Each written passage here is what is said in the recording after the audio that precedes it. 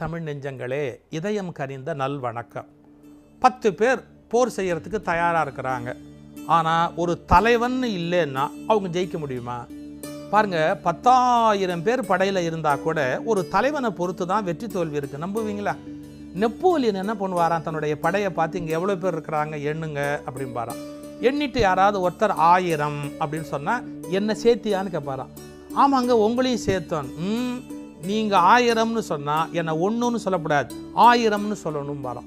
நீங்கள் 1000 பேரும் சமம், நான் ஒரு ஆள் 1000 பேருக்கு சமம் அப்படின்னு. அது கர்வம் இல்லை. ஒரு தலைவன் என்பவன் அந்த முழு படைக்கும் நிகரான ஒரு பெரிய தலைவன்.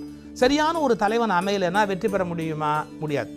ஒரு ராஜா சாக போகிற போது பிள்ளையை கூப்பிட்டு 2 நாணயத்தை கொடுத்தார். அந்த நாணயத்தில் பார்த்தா 2 பக்கமுமே பூ இருந்தது, அதே மாதிரி இன்னொரு நாணயத்தில் 2 பக்கமுமே தலை இருந்தது. இது என்னப்பா அப்படின்னா, நம்ம படை வீரர்கள்லாம் ரொம்ப கெட்டிக்காரங்கடா, ஆனால் சண்டை போடுறதுக்கு முன்னாடி சாமி உத்தரவு கேட்கலாம் அப்படின்பா. நான் அதுக்காகவே ஒரு காய் வச்சுருக்கிறேன். தலை விழுந்தா சண்டை அப்படின்னா இந்த தலை இருக்கிற காயை எடுத்து சுண்டுவேன், 2 பக்கமுமே தலை விழும். அது மாதிரி பூ இருந்தால் சண்டை இல்லை அப்படின்னு முடிவாச்சுன்னா நான் பூ இருக்கிற காயை எடுத்து சுண்டுவேன். அப்போ என்ன ஆகும்? கண்டிப்பாக சண்டை இல்லாமல் போகும். எனக்கு என்ன வேணுமோ அதை நான் என் வீரர்களை செய்ய வைப்பேன்னாராம்.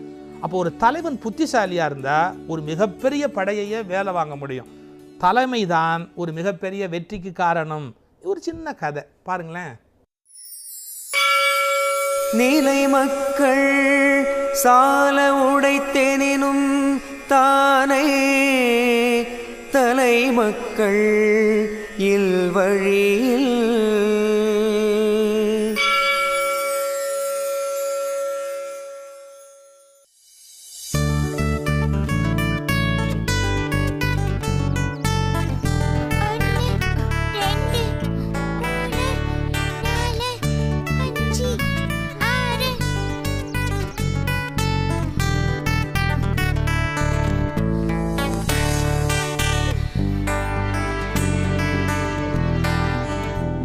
அங்க பாரு, குரு வராரு. வணக்கம் குருவே. வணக்கம் குருவே. வணக்கம் குருவே. வணக்கம் வணக்கம். எல்லாரும் பயிற்சிக்கு தயாராயிட்டீங்களா? தயார் குருவே. ஜெர்ரி, நீ இங்க தான் இருக்கியா? ஆமாம் குருவே. என்ன செய்யணும் சொல்லுங்க. சொல்லுங்க குருவே. நாம இன்னைக்கு ரொம்ப கடினமான பயிற்சி எல்லாம் செய்ய போறோம். இந்த பயிற்சி எல்லாம் செய்ய முதல்ல நாம மனசை எந்த சிந்தனையும் இல்லாம ஒருநிலைப்படுத்தணும். ஒருநிலைனா என்ன குருவே? ஜெர்ரி, உனக்கு தெரியலையா? ஆமா குருவே. ஒரு நிலைனா என்ன குருவே? ஒரு நிலைனா நாம செய்யற வேலையில முழுமையான கவனம் செலுத்துறது தான். இப்ப புரிஞ்சுதா உங்களுக்கு? புரிஞ்சது குருவே. சரி சரி, அமைதி. இப்ப நான் பயிற்சிக்கு சில விஷயங்களை தயார்படுத்த போறேன். அது வரைக்கும் நீங்க அமைதியா இருக்கணும்.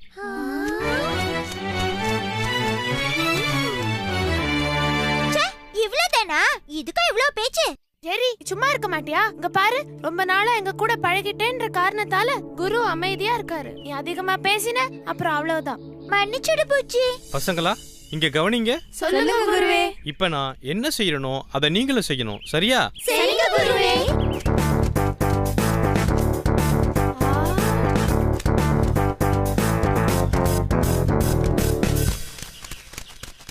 பாத்தீங்க இல்லையா? இதே மாதிரி தான் நீங்களும் செய்யணும். என்னால முடியாது.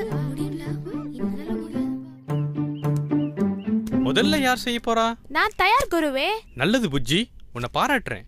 நீ கவனமா செய்யணும். சரிங்க குருவே.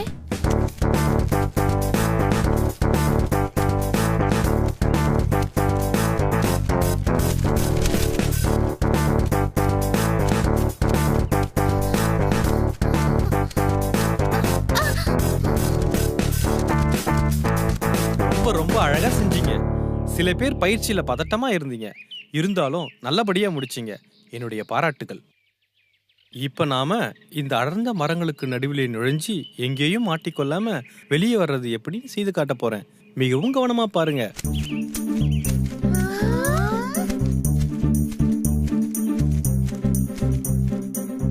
என்னாச்சு? இன்னும் குருவை காணுமே. சரி வாங்க சரி, எல்லாரும் போய் பாப்போம்.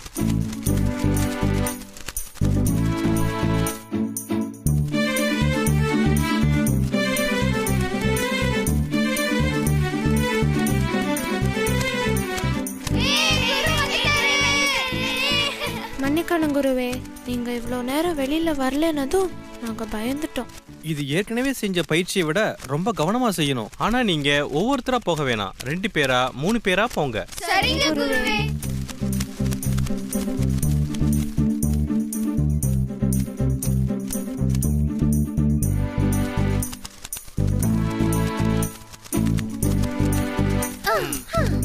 உங்களை போல மாணவர்கள் கிடைக்க நான் கொடுத்து வச்சிருக்கணும். இல்ல குருவே, நாங்க தான் உங்களை மாதிரி குரு கிடைக்க கொடுத்து வச்சிருக்கணும். நீங்க எல்லாம் கொஞ்சம் ஓய்வெடுங்க, அதுக்கப்புறம் பயிற்சியை துவங்கலாம்.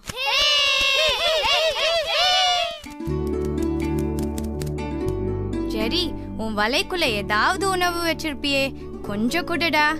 வலைக்குள்ள உணவு இருந்தா நான் ஏன் வெளியில வந்து கஷ்டப்பட போறேன்? என்ன மாணவர்களே, தயாரா? தயார் குருவே. இப்போ உங்களை எல்லாம் 5 பேரா தனித்தனி குழுவா பிரிக்க போறேன். புஜ்ஜி, எல்லோரையும் தனித்தனி குழுவா நிற்கவை. மிக்கி இங்க வா. 1 2 3 4 5 நீங்க ஒரு குழு. டிக்கி இங்க வா. 1 2 3 4 5 நீங்க ஒரு குழு. சரியா? என்ன புஜ்ஜி, தயாரா? தயார் குருவே. இப்ப நீங்க நான் சொல்றத நல்லா கவனிக்கணும். குழுக்களா இருக்கிற நீங்க இந்த மரக்கிளைகள்ல கூடு கட்டணும். எந்த குழு சீக்கிரமாகவும் அழகாகவும் கூடு கட்டுதோ அந்த குழு தான் வெற்றி பெற்றதாக அர்த்தம். என்ன, தயாரா? தயார் குருவே. 1 2 3.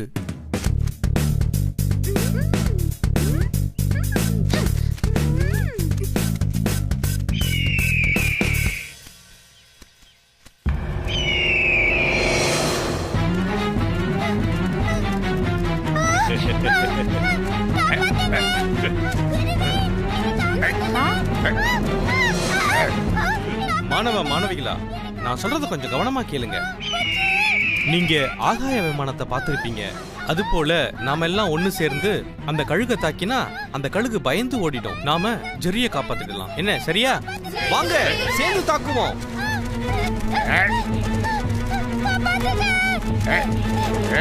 தயாரா? விமானம் கீழே இறங்குற மாதிரி எல்லாரும் கழுகை தாக்குவோம். வாங்க. விடாதீங்க, விடாதீங்க, தாக்குங்க. அப்படிதான். குருவே, ரொம்ப நன்றி குருவே. உங்களுக்கும் உங்க கூட்டத்துக்கும் நான் எப்படி நன்றி சொல்றதுன்னு தெரியல குருவே. என்ன ஜெரி, நாங்க உன் நண்பர்கள், உன்னை எப்படி ஆபத்துல விடுவோம்? ஜெரி, கூட பெரியவங்க இல்லாம இப்படி தனியா வரக்கூடாது. என்ன?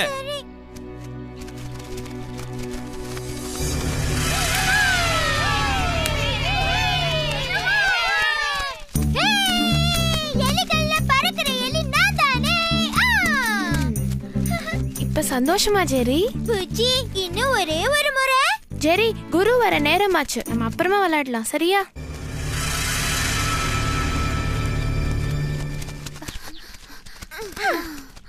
என்ன புச்சி, எங்களுக்கு முன்னாடியே வந்துட்டியா?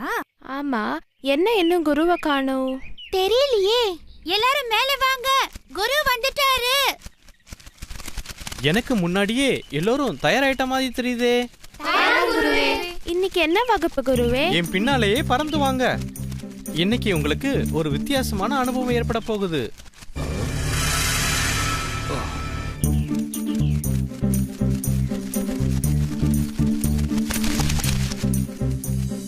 ஐயோ, எவ்வளவு தானியம்! நாம என்ன தானியத்தெல்லாம் தின்னுட்டு அதுக்கப்புறமா போலாம். புச்சி, வேணாண்டா. அம்மு, நமக்கு எதுவும் ஆகாது. ஏன்னா நம்ம கூட நிறைய பேர் இருக்காங்க. அப்ப குருவுக்கு சொல்லலாமா?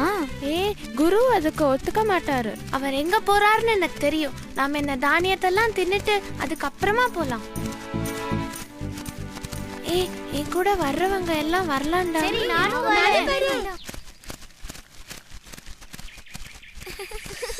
இவ்வளவு தானியத்தை பத்தி எவ்வளவு நாள் ஆச்சு? இன்னைக்கு நல்ல வேட்டைதான். இவ்வளவு நல்ல உணவை தவற விட பாத்தீங்களே. ஆமா ஆமா புஜ்ஜி. அம்மோ, இன்னும் சில பேரை காணுமே. ஆமா. என்ன, காணமா? உடனே புறப்படுங்க. என்னாச்சுன்னு போய் பாப்போம்.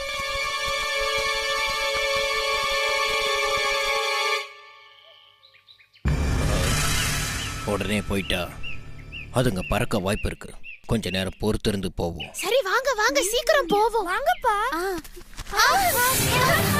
கால் காலிடுச்சு. பாருங்க வேணாம் வேணாம். பறக்க முடியல. குருவே குருவே நாங்க இங்க இருக்கோம் பாருங்க. குருவே இது புஜ்ஜியோட குரல் மாதிரி இல்ல இருக்கு. வலையில மாட்டிட்டு இருக்காங்க. ஐயோ ஐயோ அங்க பாருங்க வேணும் வரா. ஐயோ வாங்க காப்பாத்திடலாம். குருவே வராதீங்க. இங்க வராதீங்க குருவே வராதீங்க. பயப்படாத புஜ்ஜி, நாங்க இருக்கோம். உங்களை எப்படியாவது காப்பாத்திடுறோம். என்ன நம்புறீங்களா? என்ன குருவே இப்படி கேட்டிட்டீங்க? இன்னைக்கு எல்லாத்தையும் வராதீங்க குருவே. குருவே நாங்க தான் மாட்டிக்கிட்டோம். நீங்களாவது போய்டுங்க போய்டுங்க குருவே போய்டுங்க. பயப்படாதீங்க, நான் இருக்கேன். கடவுளே, இன்னைக்கு யார் முகத்துல முழிச்சனே தெரியலையே. ஆஹா, குருவே உங்க வார்த்தை மீறி வந்ததுக்கு எங்களுக்கு இது தேவைதான் குருவே. நீங்களும் ஏன் குருவே வந்து மாட்டிக்கிட்டீங்க? அழாத புஜ்ஜி. இங்க பாருங்க, நம்ம கடைசியா ஒரு பயிற்சி செய்ய போறோம். குருவே அங்க பாருங்க வேணும் வரா. அங்க பாருங்க. நாம ஒட்டுமொத்தமா நம்ம பலம் முழுவதையும் பயன்படுத்தி இந்த வலையோட பறக்க போறோம். மனசை ஒருநிலைப்படுத்துங்க. தயாரா? 1 2 3. இதை விட பெரிய விஷயங்கள்லாம் செஞ்சிருக்கீங்க. உங்களால முடியும். உங்களால பறக்க முடியும். வேகமா பறங்க. வேகமா பறங்க. கொஞ்சம் தூரம் தான்.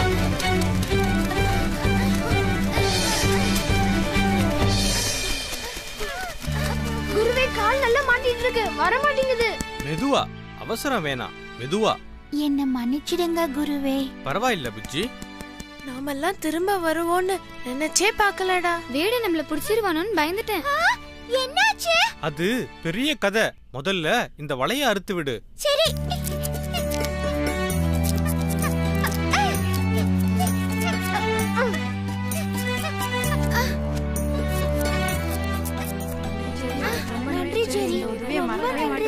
நன்றி ஜெர்ரி.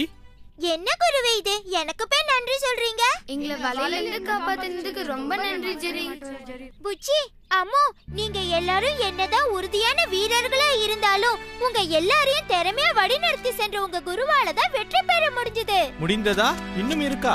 குரு வாழ்க! குரு வாழ்க! குரு வாழ்க! அடுத்த பயிற்சிக்கு தயாரா? தயார் குருவே. படைமாட்சி என்ற அதிகாரத்திலே நிலை மக்கள் சால உடைத்து எனினும், நிலை மக்கள்லாம் நிலை நின்று சண்டை செய்யக்கூடிய மக்கள், சாலனா நிறைய போர் வீரர்கள் ஒரு தலைவனுடைய கையில் இருந்தாலும் ஜெயிக்க முடியுமா? முடியாது. எப்போ முடியாது? தானே தலைமக்கள் இல்வழியில். தானைனா உங்களுக்கு தெரியும், சேனை. தலைமக்கள் இல்வழியில்னா தலைவன் சரியானபடி இல்லாத போது ஜெயிக்க முடியாது. ஒரு வேடிக்கையான சம்பவம் சொல்லுவாங்க. நெப்போலியன் மிகப்பெரிய தலைவர்னு சொல்லினேன். இந்த நெப்போலியனை வீழ்த்திட்டா இந்த படையை பிடிச்சிடலான்னு முடிவு பண்ண எதிர்த்தரப்பு என்ன பண்ணாங்களா, ஒரு 40-50 பூனையை கொண்டு வந்து போர்க்களத்துக்குள்ளே விட்டுட்டாங்களாம். நீங்கள் நம்புனா நம்புங்க. அவ்வளவு பெரிய உலக வீரன் நெப்போலியனுக்கு பூனைன்னா பயம். அவன் சின்ன வயசில் தூங்கும்போது பூனை அவன் முகத்தில் அரைஞ்சிருச்சு. அதனால் பூனையை கண்டா அவனுக்கு பயம். இதை தெரிந்து வைத்துக்கொண்டு எதிரி தலைவன் என்ன பண்ணிட்டா, பூனையை கொண்டு வந்து போர்க்களத்தில் விட்டான். நெப்போலியன் பயந்தான் பாருங்க, படை முழுக்க அப்படியே சரண்டர் ஆகி போச்சு. அப்போ தலைவன் சரியில்லை என்றால் அந்த மிகப்பெரிய படை ஆபத்துக்கு உள்ளாகும். நிலை மக்கள் சால உடைத்து எனினும் தானே தலைமக்கள் இல்வழி இல். தலைவன் சரியில்லை என்றால் ஒரு தானையால் ஜெயிக்க முடியாது. நிலை மக்கள் சால உடைத்தெனினும் தானே தலைமக்கள் இல்வழியில்.